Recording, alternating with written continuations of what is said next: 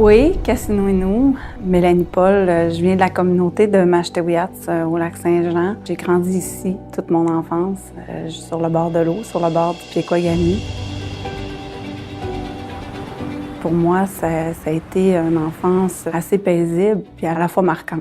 Dans le quartier où j'ai grandi, j'ai été témoin souvent de la pauvreté, de la toxicomanie, de la violence, des différentes problématiques qu'on entend souvent parler dans les communautés autochtones. Pour moi, tout petite, dans mon cœur d'enfant, je comprenais pas l'arrière-scène de tout ce qui se passait devant moi ou ce qui se passait autour de moi plutôt. Je me suis jamais posé de questions sur qu'est-ce que j'allais faire dans la vie. Pour moi, c'était clair que j'allais devenir travailleuse sociale ou psychologue pour venir aider à atténuer cette douleur-là.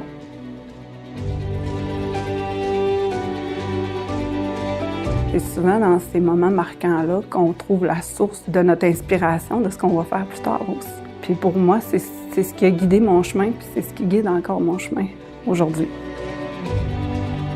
C'était important pour moi, à travers tout le parcours que j'ai eu, de prendre les éléments qui ont contribué à mon équilibre personnel puis de pouvoir en faire bénéficier les autres aussi. Que ce soit à travers mes formations, mes ateliers, pour pouvoir mieux faire connaître ma culture aux entreprises, pour contribuer à améliorer la collaboration ou les partenariats entre Autochtones et Allochtones. C'est la raison pour laquelle j'ai toujours développé des entreprises pour pouvoir mieux faire connaître notre culture, entre autres Aquanature, qui est une entreprise qui fait le pont entre la science et le savoir ancestral des Premières Nations.